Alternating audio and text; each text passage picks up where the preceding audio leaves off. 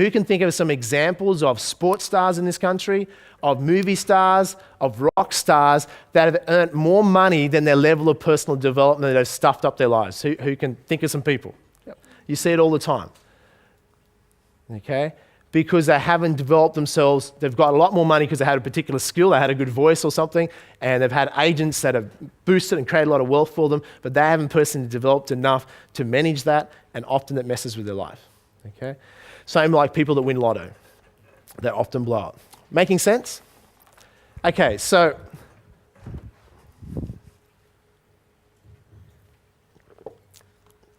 let's look at why most people aren't rich, the three reasons there. The fourth reason is mindset. Now, the other reason many Australians have not got as much wealth as they could have in the last 5, 10, 20 years is because there's this great wealth myth that's propagated predominantly by the financial planning industry. One of my earliest mentors said to me, Jamie, there's two types of information that you want to get. If you want to become financially educated and stack the odds in your favor, he said there's two types of information. There's information that is what we call jot this down, bias information. Now, bias information is information that there is an agenda behind it. I.e., if I went to a financial planner and took their advice, not in all cases because it is changing, but in most cases, is there an agenda behind the information that they give you? And that agenda is usually gets you to invest with whatever funds that they're selling, which they earn a commission on, correct? In most cases. Now that's changing now. I'll suggest that it should be fee-based, so it's unbiased, and you can now access some people that are unbiased. If I went to a real estate agent that was wanting to sell me a property that's going to earn commission, is it possible the information they present to me could be biased or agenda-driven, yes or no?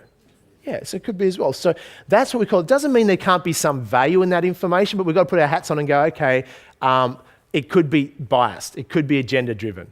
That's very different to what my mentor said, you want to get an education, you want to learn off people that have done it themselves. We have unbiased information, unbiased education. In other words, whether you buy a share, etc., means no difference to them. For instance, if you go out and become a share investor, what do I care? Do you know what I'm saying? If you do or you don't, in a sense. And in other words, unbiased. So I got access for myself to information of people who are unbiased. Because my mentor wasn't trying to sell me shares, or wasn't trying to sell me a fund, etc. Because that wasn't what he did. He was just sharing what he had done himself, how to do it. Who's following what I'm saying there? So a lot of information. So as a result, we get this wealth myth. So the wealth myth is this. There's this whole debate. So a typical presentation by the financial planning industry in the past has been this, that the share price, the share market goes like this, which is true. Over the last 50, 100 years, it'll go up, it'll fall, but it'll always rebound higher. Make sense? Which is true.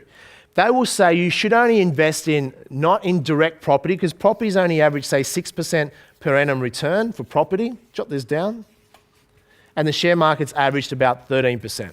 True statistics. But if there's an agenda behind the information, they can present it in a way that makes it look good for what they are trying to sell. Now, they will say, but don't go out and invest in the share market directly yourself, because they would not make any commission on that. They say it's far too risky. Only let expert managers, fund managers manage it for you, and here's a series of funds that we recommend for your portfolio. Make sense?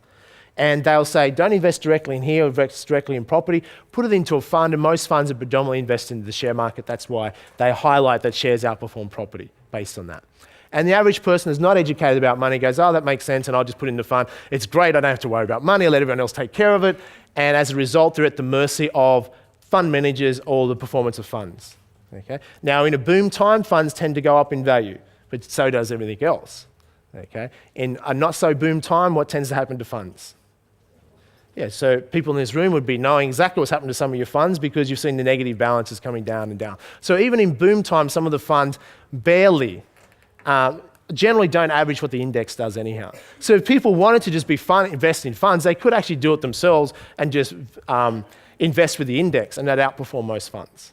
Okay? But the point I'm trying to highlight here is not to pick on shares or property, but to say that it is a wealth myth that is not an accurate. They can have statistics, but they're not comparing apples with apples. Because the difference is this. If you were to go out and invest in property, as an example, let's say you were to buy a property for $100,000, okay? Not likely these days, but let's just use that as a figure. Do you wait to save up the $100,000 in cash, or do you put in a deposit? You put in a deposit, say 10, 20% deposit. Let's say you're able to put in just a 10% deposit. So you put in $10,000 deposit. Now, they're saying statistically property only goes at 6%. So let's say this property only averages 6% growth, okay? So let's say it's worth $106,000 in a year's time. So they would say that's 6% return. But your return on your actual investment, your $10,000 deposit, is it 6% or is it 60%? What is it? In that example, it's 60%, thereabouts. Okay, assuming the tenant's covering the rents, the mortgage, etc., thereabouts. Now, 6 to 60% is a very big difference. Is that true? Now, compared to 13%, who would rather 60% compared to 13%? Who would rather the risk of a property versus a fund in the share market? The average person. Why?